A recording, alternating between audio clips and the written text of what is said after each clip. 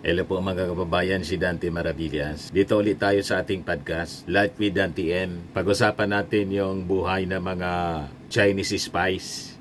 Kasi matindi itong naging revelasyon mga kababayan ni Senator Ping Lacson sa committee hearing kanina ng Senado. Yan o, Lacson bears Chinese sleeper agents operating near Palace, Comelec. Matindi po yung infiltration sa atin. Sa bagay, matagal na to.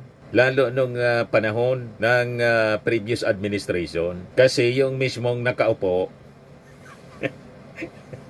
ang nakapaligid po ng mga bilyonaryo, lalo yung ang economic advisor niya, puro mga Chinese. Nakabuilo po nung previous administration. Matindi yung infiltration. Imagine, may mga Chinese sleeper agents, sabi ni Ping Lacson, operating near Palace, pati sa Comelec.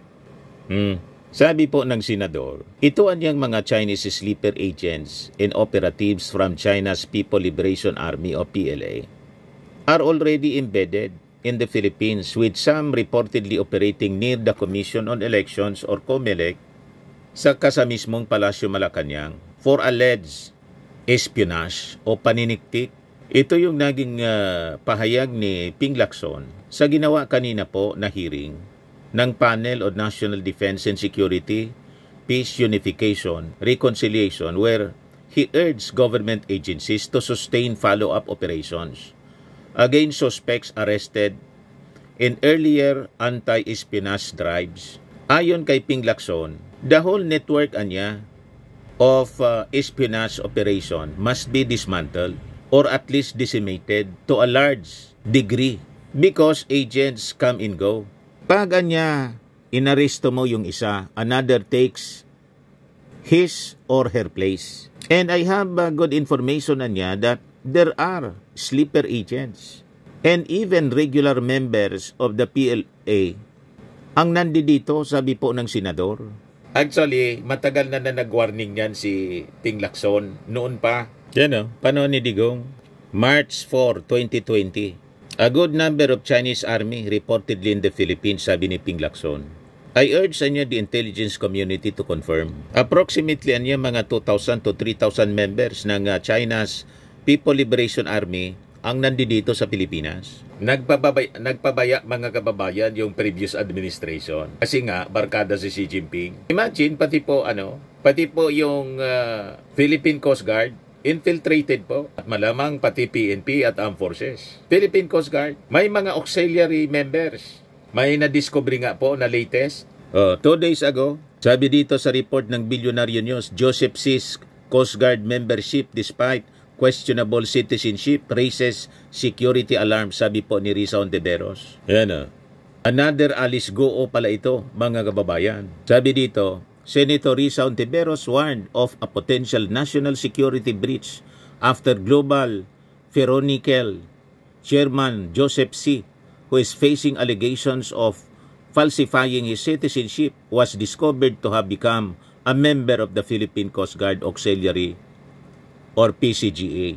A Philippine Coast Guard PCG document dated July 26, 2018, panahon ni Digong, provided by Hontiveros office, showed that under HPCG Memorandum Circular 01-14 issued on June 6, 2014, C was appointed by the then Admiral Elson to the PCG, Elson Hermohino to the PCG Auxiliary Executive Squadron with the honorary rank of Auxiliary Commodore. Panahon ni Noynoy Aquino. At tuloy-tuloy siya sa panahon ni Digong. Sabi ko sa inyo, matagal na tayo in-infiltrate ng mga Chinese, lalong lumala nung previous administration. Kasi po, sa totoo lang, ang nasa likod po ng political upheaval, political conflict, yung mga dilawan po, ang mga Duterte po, hybrid dilawan. Yung mga dilawan po, suportado ng mga barkada ng China. Yung nagpalayas po ng US military bases po, mga dilawan, di ba? Influensyado ang mga movements na anti-US Marcos senior noon. So nagkagulo sa politika. Yun ang dahilan kung bakit humina yung ating armed forces. Kasi napabayaan po ng mga sumunod na administration after Marcos. Purposely, dinisay mga kababayan na humina talaga po tayo para ang pag-advance ng China sa West Philippine Sea, wala tayong kakayahan to defend. Pasalamat na lang tayo, mga kababayan, ang nanalong Pangulo ngayon si President Bongbong Marcos, na iba yung ating direksyon. Di ba po? Kaya wag pa auto po sa mga dilawan at hybrid dilawan. May influensya sa kanila yung China. Si Cory Aquino po, yung people power ng mga dilawan, ang pasimono po, si Cardinal Sin, Chinese. Suportado ng mga businessmen na Chinese. Nagtaka pa kayo, mga kababayan, kung bakit itong another Alice Go o sabi ni Risa Ontiveros na isa ring dilawan. Di ba? Na-appoint, panahon ni Noynoy Aquino, Memorandum Circular 114 issued on June 6, 2014. Naging PCG, Auxiliary Executive Squadron, with the honorary rank of Auxiliary Commodore. Auxiliary Commodore, Chinese. Nakita ninyo kung paano in-infiltrate tayo ng China? Kaya sabi ko, napakaraming mga politiko, hawak ng China, Chinese interest po, ang sinusulong, yung infiltration ng China sa atin, parehas ng ginagawa nila because of their expansionist agenda. Pati nga po sa Amerika, may infiltration, may mga spies sila po doon. Sa Australia, sa Canada, global po ang paniniktik to pose for their interest, Chinese interest po, to dominate the world, to change the new world order. Nakita ninyo pa, mga kababayan, kaya huwag tayong pauoto. So ito ngayon, ang latest na expose ni Ping Lacson, mga kababayan. Kasunod ng expose niya sa mga anomalya sa DPWH. Di ba? Flood control anomalies. Sabi ni Ping Lacson, imagine, it's widespread. We have some in Palawan. We have some in Makati, some in Dumaguete. They have also reached near Aguinaldo, Comelec in Malacanang. There's more than meets the eye here. So we need pursuit operation without let up, sabi po ng senador. According to Lacson, there's a need for continued counter-espionage operations, but the country still relies on Commonwealth Act 616, which senators, including himself, are seeking to strengthen and amend. So during the hearing kanina po, si Attorney Ferdinand Lavin of the National Bureau of Investigation said agents had carried out at least 6 operations, arresting 19 foreign nationals suspected of espionage. Ito yung parte ng hearing, mga kababayan. Pakinggan natin yung pagtatanong at presentation po ni Attorney Lavin. Last May, where we intercepted in the act yung a Chinese national operating an IMSI in response to the query of the good Senator Lacson. We have already communicated with AMLAC. We have filed our secondary offense, the violations ng Anti-Money Laundering Council. We are also submitting to the COMSEC our position on the matter, Your Honors. And as follow-up submissions, we will include, upon completion, the results of our digital forensic examination on the seized or equipments taken into custody in the course of the seven operations by the NBI. How many foreign nationals have so far been arrested and anong status nila ngayon? Of the 19 persons arrested, 16 are Chinese nationals, 1 Cambodian, and 13 ang Chinese, 5 Filipino, and 1 Cambodian. May mga kasabwat na Pinoy po? To the interest of the committee, itong Filipino ay either guide ito, driver, or parang aid lang ito na ginamit na kasangkapan? Thank you, Mr. Chair.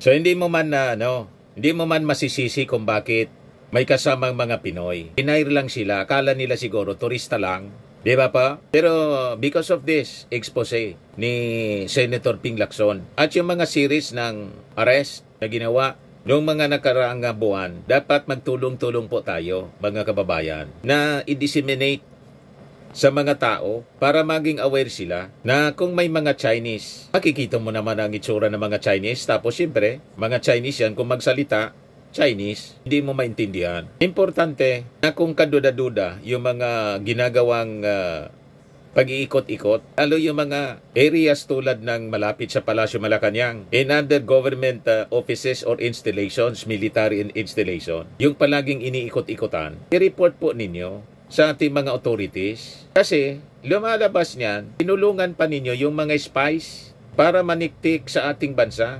Di ba po? Importante, magtulong-tulong po tayo kasi yung mga Chinese po, pinagtutulungan tayo. Kasi ang tingin sa atin, mababa ang tingin nila sa atin kasi yumaman na po sila. Gano'n naman po talaga. Lalo't under instruction sila, mga kababayan ng kanilang gobyerno, na ang ambisyon is world domination. So magtulong-tulong po tayo. Pag hindi tayo magtulong-tulong po nito, baka isang araw po mawalan tayo ng bansa. Sayang ng mga pagpapagal, sakripisyo, pakikipaglaban ng ating mga bayani.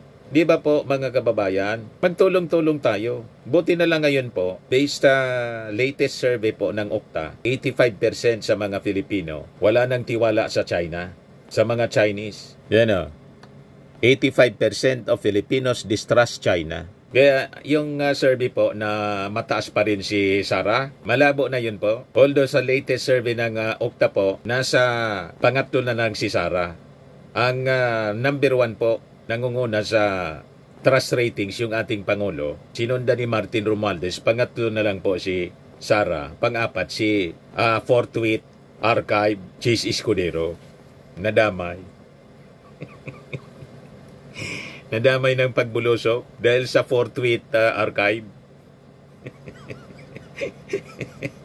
hindi po Forthwith Trial, kundi Archive. O di ba? Balikan natin yung hearing kanina. No, ano status nila? Where are they now? And as I mentioned earlier, I'm particularly interested in your hot pursuit operations, if any. No, I assume that you have conducted tactical interrogation along with your investigation. So meron ba kayo napulot na mga bagong information that would lead you to conduct more operations? Yun ang mas interest ko kasi hindi dapat matapos arrest. This is an unusual crime committed against our national security. Unlike other criminal cases or ordinary criminal cases, with filing charges and pursuing their conviction in court, it entails more intelligence or other follow-up operations. Doon ako mas interesado, Director. Thank you, Your Honor. Mr. Chair, ang status nila ay nakakulong pa sila. At yung aming follow-up operation is more on the nature of digital or electronic surveillance, continuous surveillance. As a matter of fact, 2 of the 6 operations were born out from the information or electronic information taken dun sa naunang operation. Kung dun sa tactical interrogation, sometimes limited kami, Your Honors, Mr. Chair, dahil nagdadating kaagad yung kanilang counsel at pinapasa kaagad ito namin sa Department of Justice. By the way, Director, when I mentioned tactical interrogation, I was not referring to torture. There are so many tactical interrogation techniques that you can resort to and elicit information from arrested persons without resorting to physical torture or any mental torture on the arrested suspects. Kaya gusto ko malaman, kasi I assume, I can more or less assume na continuous pa rin itong mga operations. So, the whole network of espionage operations must be dismantled or at least decimated, di ba? to a large degree. Nang sa ganon, kasi agents come and go. Inaresto mo, meron papalit dyan. And I heard, no, I have it on good information, na maraming sleeper agents. No? Even regular members of PLA na nandito.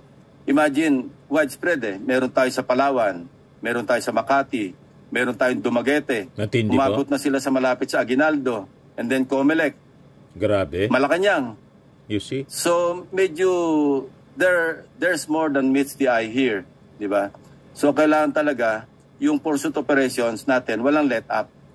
Kasi if we rest on our laurels, so to speak, then naging complacent tayo because parang tapos na, naka-arresto tayo ng 19 individuals, parang relax na tayo. But that is not supposed to be the case. The more we should pursue and be more vigilant in conducting intelligence operations and law enforcement operations. Your Honor. As of now, what you're telling us, walang nangyaring bagong intelligence and law enforcement operations on top of the last operation, which was, I think, May 29, 2025, di ba? So from May or June hanggang ngayon, walang bago. Yung ibang tactical, I thank the good Senator, Mr. Chair, that we have a common understanding on tactical interrogation. Thank you for that. At doon po sa aming follow-up operation, we share this with the intelligence units or the of the armed forces of the Philippines, Your Honor. And I believe that they are more in the position to share the information collected or gathered from the tactical interrogation or follow-up operation. On the matter of the last operation by the NBI, we communicated with the Bureau of Immigration and tried to check yung in and out nitong tao na nakuha namin sa premises ng COMELEC. Your Honors, Mr. Chair. AMLAC, information, meron ba tayo? Kasi meron tayo sa, di ba, yung financial terrorism. And this could be applied also in this particular case, di ba? So, di ba, web, yung tulad ng ginawa nyo kay Alice Go, di ba? Yung lahat ng nadapuan, pinapris ninyo. Even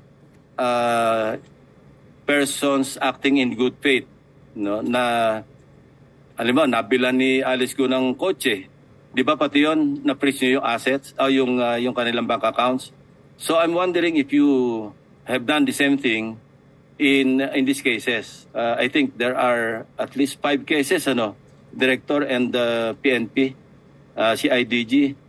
Binibilang ko yung kaso, hanggang 5 kaso tong different cases in different parts of the country.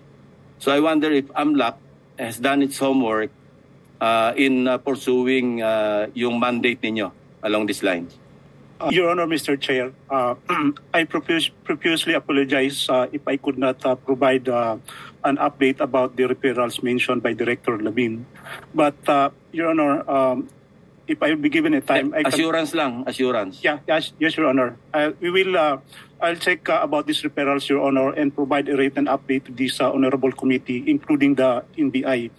But I'd like to add, Your Honor, Mr. Chair, that if the referral refers to, or if the referrals refer to espionage as a predicate offense, we have a limitation in the sense that it's not a predicate offense to money laundering.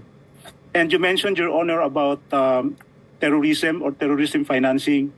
Perhaps that could be a basis, but again, as I mentioned, I have to check. So would you suggest that we incorporate a provision under the measures under consideration na similar to the terrorist financing provision sa Anti-Terrorism Act para makover?